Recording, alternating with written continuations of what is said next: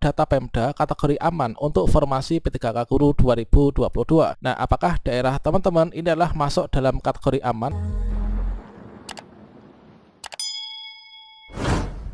Sobat semuanya, menurut Bapak Dirjen GTK, untuk seleksi P3K Guru tahun 2022 ini nanti terdapat 3 jenis mekanisme seleksi guru ASN P3K, yaitu mulai yang pertama ini adalah langsung penempatan, tidak akan diseleksi lagi teman-teman, jadi nggak ada cat UNBK. Nah, ini adalah untuk teman-teman yang sudah lulus passing grade. Kemudian yang kedua ini adalah seleksi untuk memeriksa kesesuaian dan juga verifikasi. Kemudian ketiga adalah mekanisme seleksi dengan menggunakan cat UNBK. Namun di sini kunci utama pengangkatan P3K Guru 2022 dengan menggunakan 3 mekanisme ini yang menjadi kunci utama ini adalah jika ada formasi, teman-teman. Pada video ini kita akan berbagi update informasi terbaru terkait tentang data Pemda kategori aman untuk formasi P3K Guru 2022.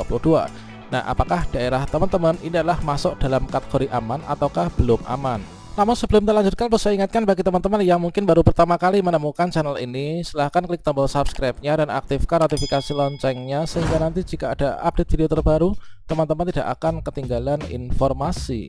Baiklah sobat semuanya, pada seleksi P3K Guru tahun 2021 kemarin, untuk total formasi guru ASN P3K yang dibutuhkan ini sebenarnya adalah ada 1 juta lebih, teman-teman. Namun dikala itu formasi guru ASN yang diajukan oleh pemerintah daerah ini adalah sejumlah ini, teman-teman, yaitu 506.252. Nah, selanjutnya dalam lambat laun berjalannya waktu ketika dibuka pendaftaran, maka yang menjadi pelamar pada seleksi P3K Guru 2021 kemarin inilah ada sebanyak 925.637 pelamar. Nah, dari sejumlah pelamar yang ada di sini, maka dapat dikategorikan para pesertanya, yaitu yang pertama ini adalah untuk guru yang sudah lulus passing grade dan juga sudah mendapatkan formasi, yang mana saat ini tentunya teman-teman ini sudah mendapatkan SK dan sudah mulai bertugas ya teman-teman.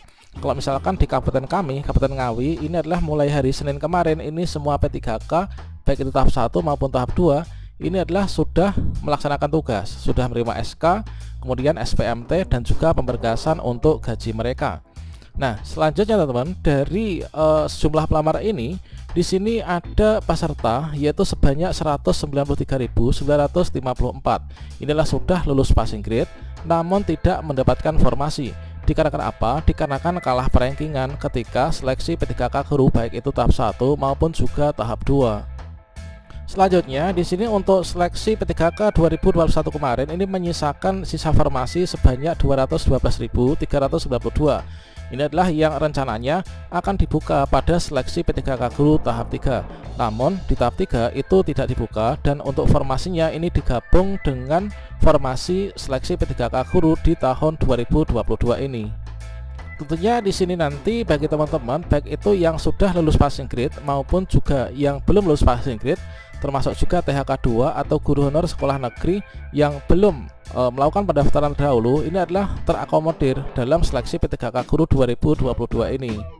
Yang mana di sini yang menjadi formasi di tahun 2022 adalah merupakan penggabungan ya atau penjumlahan dari sisa formasi di P3K Guru tahap 3 yang tidak dibuka digabungkan dengan sistem mekanisme seleksi tahun 2022, yaitu total formasi yang sudah diajukan Pemda untuk saat ini adalah 343.631.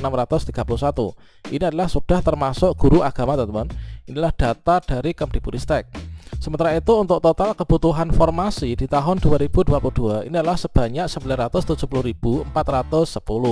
Nah, untuk jumlah formasi yang dibutuhkan ya, ini juga termasuk guru agama. Namun sampai saat ini adalah untuk data yang sudah masuk dari Pemda ini adalah baru 343.631.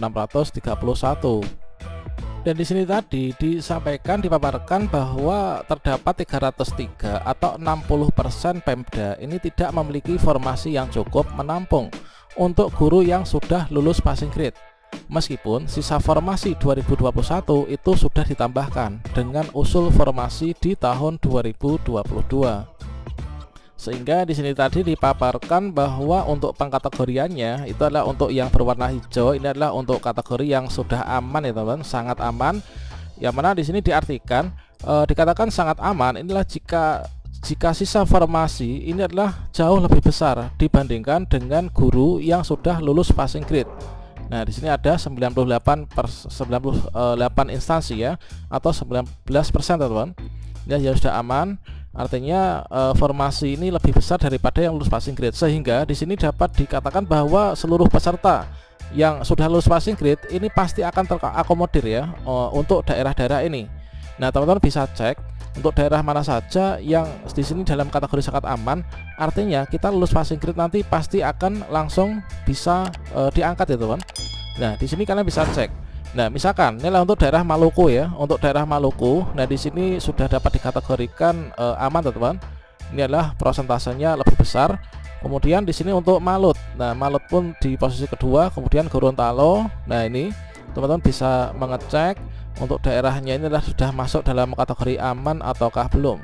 Coba kita cek untuk yang daerah Jatim. Nah, untuk daerah Jatim di sini ada 6 yang masuk kategori aman. Kemudian untuk sangat amannya di sini belum ada, teman-teman. Semoga nanti bisa masuk kategori aman ya. Jika untuk formasinya ini nanti akan ditambah untuk penjumlahannya. Kemudian di bagian kuning ini adalah sisa formasi itu lebih sedikit. Nah, sisa formasi sedikit lebih besar dibandingkan dengan guru yang sudah lulus passing grade. Nah, kalau misalkan di sini seperti ini, kalau misalkan sisa formasi ini sedikit lebih besar ya. Misalkan di sini untuk sisa formasinya ini misalkan ada 500 gitu ya, ada 500. Sementara yang lulus passing grade, nah di sini ada 400 gitu kan. Nah, ada 400.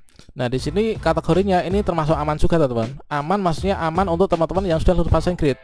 Artinya dari 400 yang lulus passing grade ini pasti akan bisa tercover dari seluruh formasi yang ada.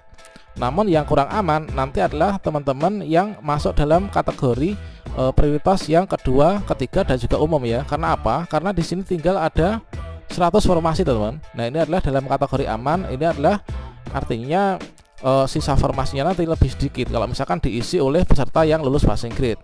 Nah, kalau misalkan yang hijau ini kan yang lulus passing grade, di sini untuk jumlah formasinya ini lebih besar ya daripada lulus passing grade, sehingga bisa mengakomodir untuk teman-teman yang prioritas kedua, tiga maupun juga pelamar umum. Nah, selanjutnya yang kategori tidak aman ini adalah jika sisa formasi itu lebih kecil dibandingkan dengan guru yang lulus passing grade.